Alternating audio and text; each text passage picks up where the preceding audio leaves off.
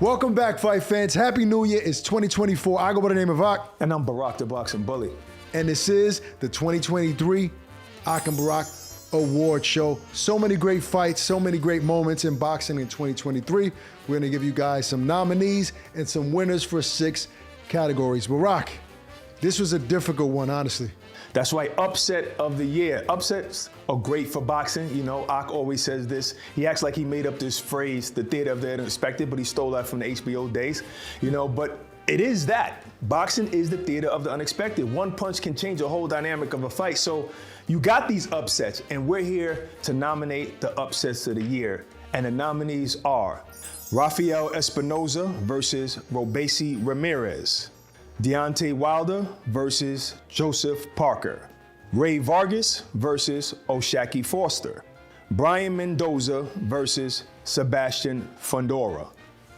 All of these were great fights, Ak. This was a little bit tough.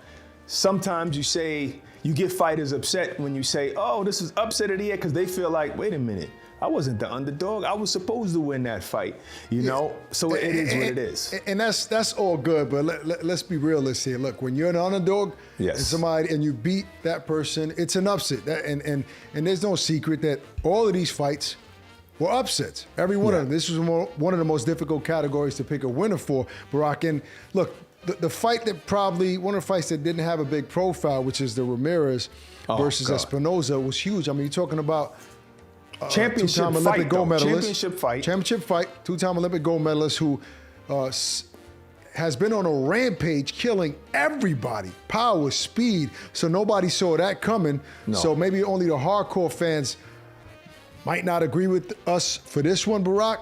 And all of them, obviously, Fundora versus Mendoza. That was a big upset. But I think that we have to consider all things, right? We have to consider the eyeballs, the high profile, what people were expecting at the day of reckoning with Deontay Wilder versus Joseph Parker. Even though I have to say right here on this award show, I did pick Parker to win that fight, not because I didn't think Deontay could knock him out. I just had a feeling. Barak, I think this is a big upset because of what was ahead against Anthony Joshua. Absolutely. So obviously, Ak just gave it away. The winner is Deontay Wilder versus Joseph Parker. And understand something, these were all upsets, especially the Ramirez fight. I literally thought Ramirez was going to win that fight because he's fighting an unknown fighter who really did a great job, used his length, used his height, and beat Ramirez fair and square.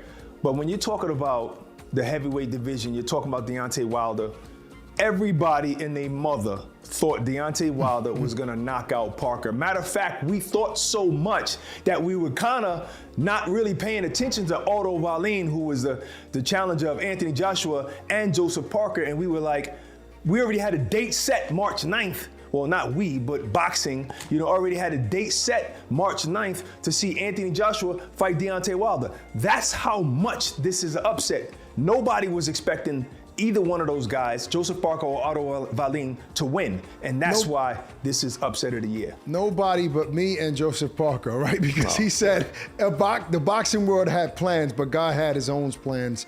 And that's what Joseph Parker said. So he is the winner of the 2023 upset of the year. Hey, thanks guys. Ak and Barak, thank you for the upset of the year, 2023. It's been a great year, a busy year, but I look forward to 2024 and what it brings. God bless everyone, much love, and all the best. Now for our next category, which, look, first off, all of these categories were very difficult. I mean, we spent a week of deliberating to get these winners, and even to get the nominees, because there were so many great fights this year, right? But we'll start it off with this. These are the nominees for Fight of the Year for 2023. Joe Cordina versus Rakhimov. Emmanuel Navarrete versus Liam Wilson. Jaime Munguia versus Sergey Derevyanchenko. O'Shaquie Foster versus Eduardo Hernandez. Now, all phenomenal fights, very entertaining, Barak. I mean, I like the Rakhimov-Cordina fight. Navarrete versus Wilson, very entertaining fight. All of them, Hernandez versus Eduardo, those are all phenomenal fights. But when I'm watching boxing, right, Barak, and a fight... I didn't see that Hernandez versus Eduardo. I didn't see that fight. I saw Hernandez versus Oshaki, but he was in a fight. my bad, folks. I mixed up the nominees. I mean, there's so many great fights. I don't know what I'm saying now because it was very difficult. These were great fights. So when I picked the fight of the year, Barak, myself, I'm speaking for myself here. If the fight does something to me, right, where I lose myself. I don't know who's around me, and I'm entertained and I'm jumping, and then I want to go back to watch the fight again the next day. Like, I have to watch this fight again. It was so entertaining. Every moment in the fight, it was so many ebbs and flows, so many ups and downs for each fighter. I didn't really know towards the end of this fight who was going to get the victory, but the winner is, for the 2023 Fight of the Year, is Jaime Munguia versus Derevyanchenko. Barak, I mean, that fight has to happen again. If I'm not mistaken, there might be a rematch in 2024 between those two guys. There are other fights, you know, that Jaime Munguia, other fighters Jaime Munguia can fight. But that was the most entertaining fight for me in 2023. I totally agree. This wasn't so hard, in my opinion, to pick. You know, once I went back and went over all of the fights, it just reminded me on how great that fight was. Like, literally, the first round, they both came out throwing bombs. Second round, Munguia was hurt. Third round, Derevyanchenko seemed a little hurt. It just went back and forth until the 11th round when Derevyanchenko got really hurt. 12th round, he got dropped. If it wasn't for that knockdown in the 12th round when Munguia dropped Derevyanchenko with a body shot, if it wasn't for that knockdown, it probably would have ended in a majority draw. That's how close and tight and exciting this fight was. And we all know Munguia is never in a boring fight anyway, you know, but this was a 37-year-old recharged Derevyanchenko, the Derevyanchenko of old that gave Danny Jacobs trouble and Triple G trouble.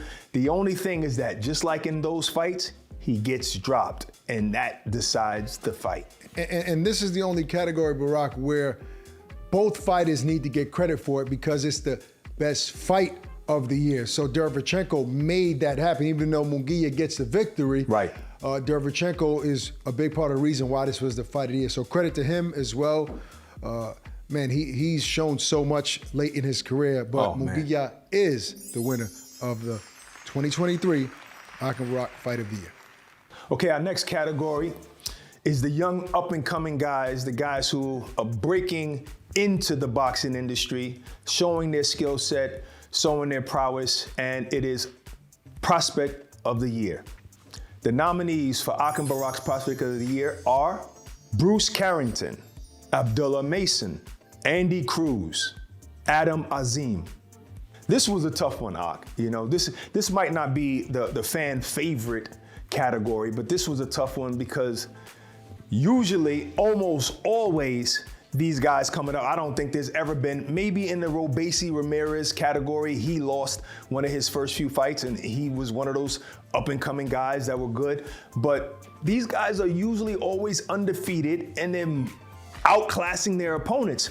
But nowadays, it seems like guys are stepping up the quality of opponents sooner than later. What do you think? I agree with you, Barak, and I won't give away the winner, but I'll give away one of the guys that is not going to win, and I want to mention this guy, Andy Cruz, because Andy impressed me so much in San Francisco on the Devin Haney-Regis Pro grade card, even though that was only his second fight. So we couldn't pick him as a Prospect of the Year but it was such a phenomenal performance that we had to put him in the category as a nominee. And Barak, I can't say enough about this young fighter who obviously was a decorated amateur.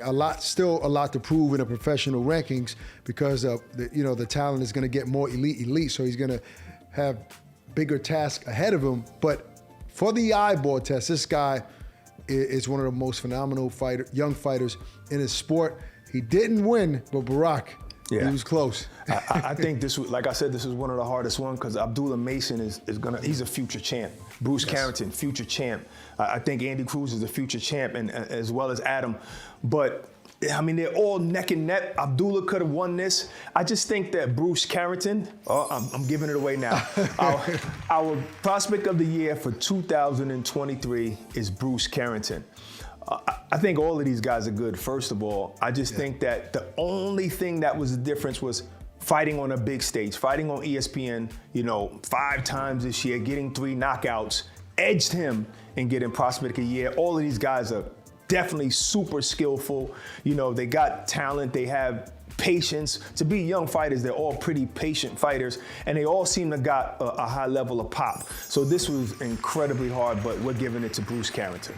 Yo, what's up? It's your boy Bruce Shushu Carrington, the one and only. Hey, Ak and Barak, I appreciate y'all, man, for bestowing upon me the Prospect of the Year award for 2023. Hey, man, it means a lot. I put a lot of hard work in and, try to continue to give great performances each and every time I'm out in that ring. And, man, I just appreciate y'all, man. Thank you. There's a lot of other fighters that's like, continue to work hard, and they did their thing 2023 as well. But y'all picked me. And I'm super appreciative, man. 2024 is going to be even bigger year. And listen, man, we're going to keep going to work. And I got a lot in store for y'all. So, yeah, tune in for 2024 for sure. That's right. Next category is one that you guys might get a little excited for. It's one of my favorite categories on award shows, and it's the Knockout of the Year for 2023. Let's get into the nominees. First one, Jake Paul versus Andre August. Brian Mendoza versus Sebastian Fundora. Chris Colbert versus Jose Venezuela. Anthony Joshua versus Robert Helenius. All right, this is a fun category. Obviously, these are nominees for a reason. Big knockouts. Jake Paul's knockout just happened. Again, he's proving to the world that, listen, I'm willing to fight these type of fighters that you want me to fight, professionals. He was 10-1, way more experienced than Jake Paul. So it was a very credible and big win. Beautiful landed uppercut. I think because of maybe the level of the fight and the opponent that we couldn't pick him as a winner, and I'm saying that now. Nonsense. Listen, you talking hold on. nonsense. No, last wait. year you picked Jake Paul. Yeah, no, I'm sorry. I picked Jake Paul when Jake Paul knocked out, Tyron a Woodley. UFC Hall of Famer. Yeah, a UFC Hall of Famer. It doesn't matter. Like Gabriel Rosado, who knocked out Bektemir. And that was a hard category. He was a nominee, but there's no way that year where I picked Jake Paul versus Tyron Woodley, that was a massive knockout, face first. And I know they both were kind of face first. What do you say kind of? But not the same. Anyway, why are we talking about a previous year, right? It's face first. It's 2023, all right? Sebastian Fundora versus Mendoza.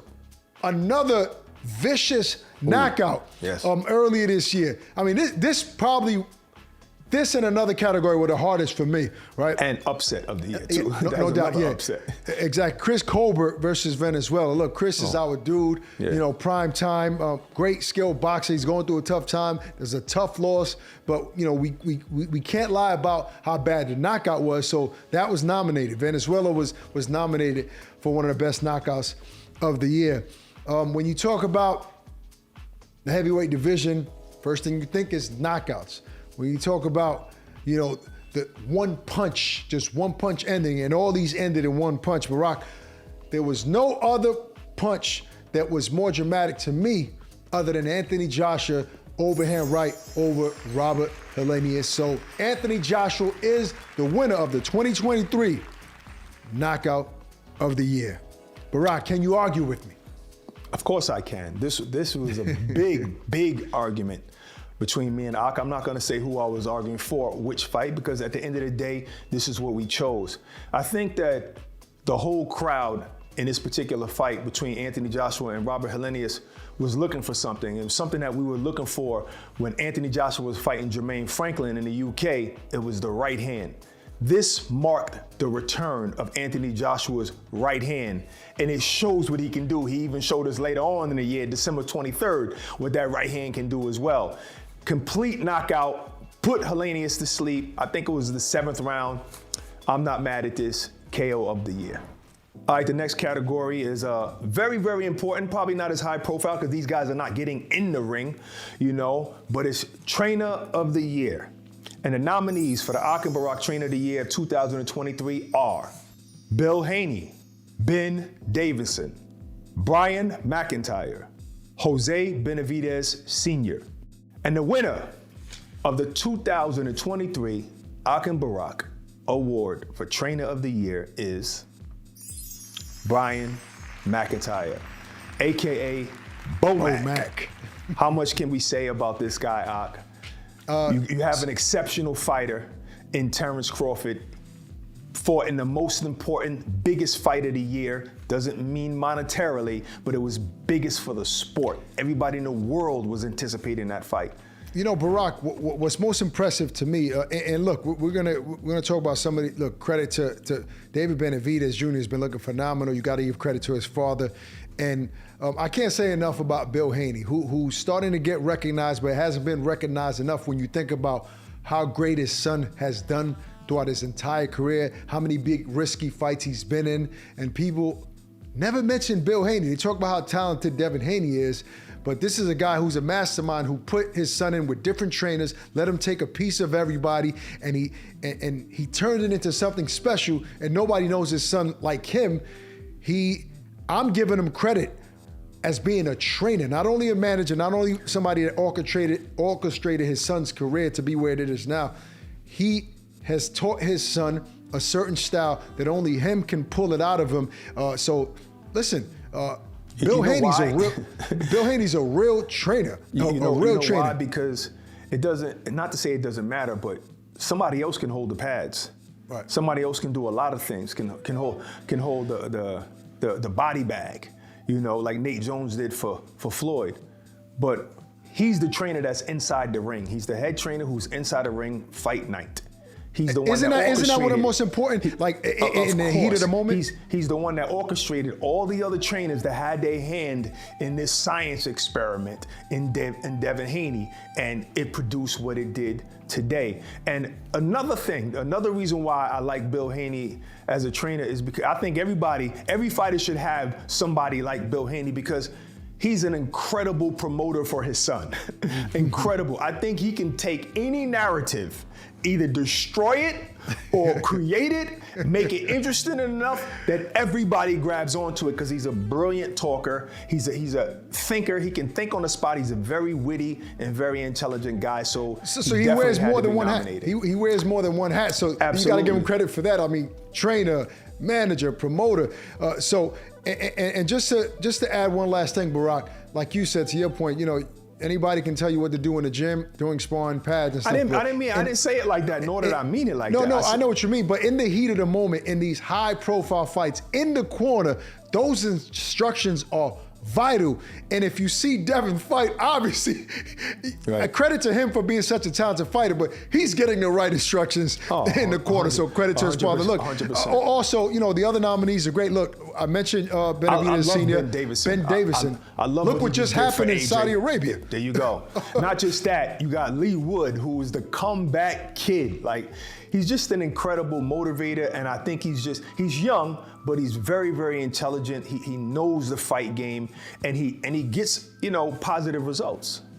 And Barak, you know, the reason there was what was so impressive about Bomac for me, and we're talking about the winner, we all know how great Bud is. And obviously, you know, it's not just Bomac. You got Red and all of those guys on that Bomac Bud team, right, all play a major part in getting Terence Crawford ready for this fight, right? But Bomac is the head trainer, and we got to give him credit for being that.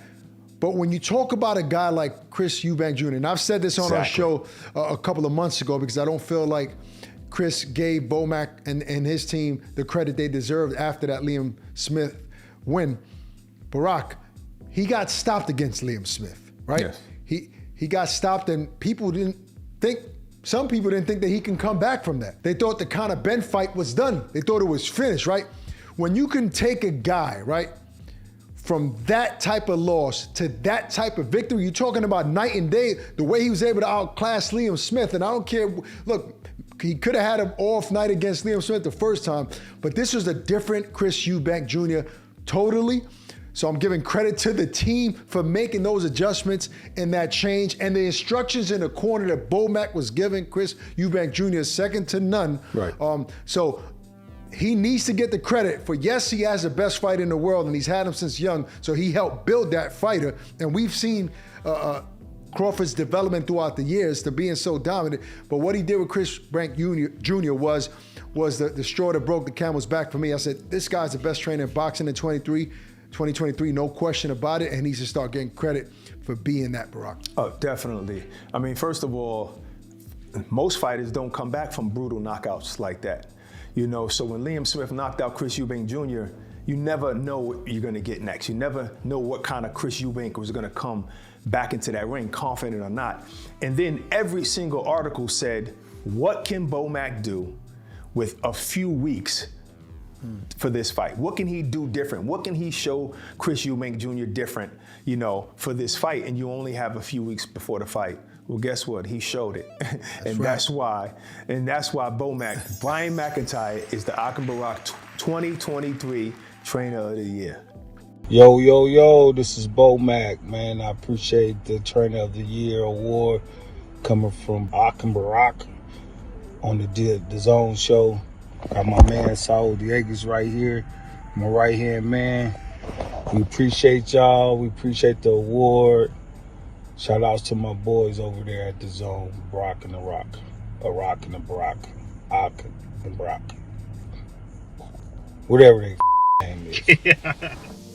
All right, next category, which is the most prestigious category of award shows, and this is what you guys been waiting for this entire show. Barak, this indeed was the most difficult one for me, and this is the Fighter of the Year. Here are the nominees for the Akin Barak 2023 Fighter of the Year category.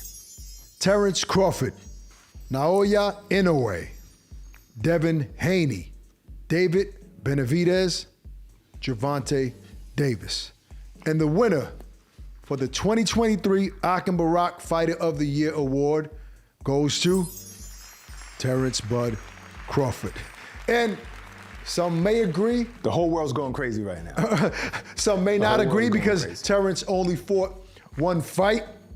And I want to talk about, before we get into, you brought up great points off the air about helping make this decision. I'm not gonna bring up your point. I had to twist your arm to get to this. No, listen, so I want to bring up some other fighters in this category, right? And I want to start off with Devin Haney, because to be honest, unlike you and I didn't agree on this, the runner-up, I felt like it would be Devin Haney, even though there's no runner-up, right? These are nominees. Absolutely. But you felt like Inoue had a phenomenal year, and it was very difficult.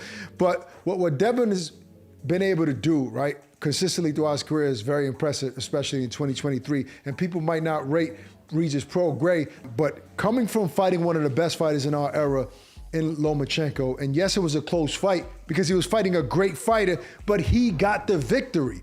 And then moving up to 140 and beating Regis Prograis the way he did in San Francisco was phenomenal. So he was very, very close to getting the fighter up. Perfect fight, perfect. He was very close to getting the Fighter of the Year in my opinion, but we couldn't give it to him. But look, David Benavidez also, Barak, phenomenal year. Everybody on this category had a phenomenal year, but we can only pick one winner, Barak, and it was very difficult to do so. Had a phenomenal year. Everybody had, first of all, there's an argument for every fighter, especially Devin Haney, Inoue, and Terence Crawford. Now, the reason why probably the whole world is gonna pick Inoue is because he moved up 4 pounds for the undefeated unified champion in Stephen Fulton, and then fought another unified champion in Antopoulos and destroyed them both. Antopoulos was a tough fight, but he knocked them both out. He stopped them both and became undisputed at 122 pounds. So that's a great argument. That argument you just said about Devin Haney, great argument. Here's what. But real quick, before you get into why we picked the winner, I want to just mention Gervonta Davis really quickly, because I think some people might not rate Ryan Garcia as an elite fighter. I do, and I think Ryan's speed and power is a threat to anybody, right? But because Gervonta is a decorated amateur and has has done what he's done in the sport, people are not rating that win against Ryan, and I rate it highly, and he stopped him. A guy that was much bigger than him, just as fast, very, a lot of power and speed and skill. Ryan look what Ryan was able to do recently against Duarte. So I rate that victory highly against Gervonta. Gervonta had a phenomenal year in 2023. That's why he's nominated out of all the fighters in boxing for the number 4 nominees. I just wanted to point that out. Oh, 100%. The only difference really is just all of the other nominees were in title fights. Right. So I just want to say what made me come to the conclusion that Terence Crawford should be our fighter of the year is, I know everyone's going to say, first off, that he only had one fight. And in the history of fighter of the years, I guess no one's ever won with one fight except during the pandemic, 2020. I believe it was Tyson, some outlets picked Tyson Fury. I don't know if it was Ring Magazine or ESPN that put Tyson Fury and Teofimo Lopez, and they each had one fight, but that was because of the pandemic. Most fighters had one, none. Few had 2. So I can understand that, but this is the reason why. 20 years from now, when we look back at this era, when we look back at the year of 2023, 10 years from now, if we look back at 2023 and we're gonna say, and we ask the question, what happened in 2023? The only thing that anybody is gonna say is that we finally got 2 pound-for-pound stars, 2 undefeated guys in their prime, Errol Spence and Terence Crawford, the most anticipated fight of probably the decade fight. That's what we got, and we've seen an unbelievable performance, which has probably never happened in history, where top 3, 4 guys, 1 to 5 even, fought each other, and it was a total dominant performance like what Terence did. That's never happened in history. So and Eminem walked him out. All right, forget that. We don't have to include that. But that's a little sauce on it. That's added to it. No, I'm joking. But Barak, I just want to chime in really quick. That's never happened in history. So this is what we're going to look back at 5 years from now. We're going to look back at 2023 and said that fight took place. How can we look at Inoue and all of these other guys when the most deadly opponent, Errol Spence, who's way too big for Terence, everybody thought beforehand, got destroyed and fought the number 1 fighter? Come on, stop that. You mentioned 20 years and then 25 years. It's funny you say that, because leading up to that fight, what was I saying throughout the whole time? The last time we had 2 fighters in their prime in that division, right, was 24 years ago. I believe it was 1999. With Tito Trinidad versus Oscar De La Hoya. You're talking about 2 undefeated fighters in their prime. And you saw how close that fight was, right? Yes. Some people even felt that Oscar won that fight, but late in the fight, Tito, started applying the pressure and got the victory. That was a perfect example of when guys are elite, it's not a one-sided fight. So that's 24 years ago, and that was the type of fight. So to your point, if 20 years down the line, when we look back, just the way I looked at that fight, when nobody's saying it was a close fight, it was a dominant performance, and it was the biggest win of 2024. So you're right, Barak.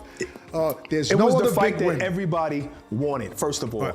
And I always say this, anytime people would complain about boxing, because we started getting the best fighting the best. The heavyweights were fighting each other. Anthony Joshua fought Usyk. In 2018, we seen Tyson Fury fight Deontay Wilder. So we started to get certain fights.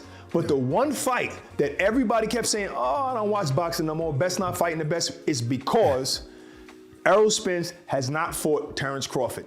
Literally, the whole sport was riding on the back of that fight. That is too important for us to highlight any other fight above it. And we both rate Errol Spence highly. He was on our pound for pound, I think, at number 4 and number 5. And I think he's still going to go on to do great things in the sport. Ring Magazine had him number 4. So the level of opponent and the weight of the dominance of the victory and the importance of the fight. Yes, Barak, there was no other fight that was more important and no other big win more important than Terence Crawford versus Errol Spence Jr. So that's why Terence Crawford is Akim Barak's 2023 Fighter of the Year. Yo, shout out to my boys, Ak and Barak, appreciate it for becoming the 2023 Fighter of the Year. Appreciate y'all. And this concludes our award show. Barak, I had fun doing this. Very difficult. Can't wait to see what happens. I did not have fun. This was not fun. Can't wait to This see was what stressful. happens in 2024 at the end of the year. Who are the nominees and the winners for these categories? That's our show, folks. Hope you guys enjoyed it. Peace and love. Stay safe. We're out of here.